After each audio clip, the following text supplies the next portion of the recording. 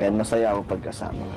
Bukod kasi sa maganda ka, Joy, habang nakikilala kita, talagang napatunayan ko na mabait ka talaga.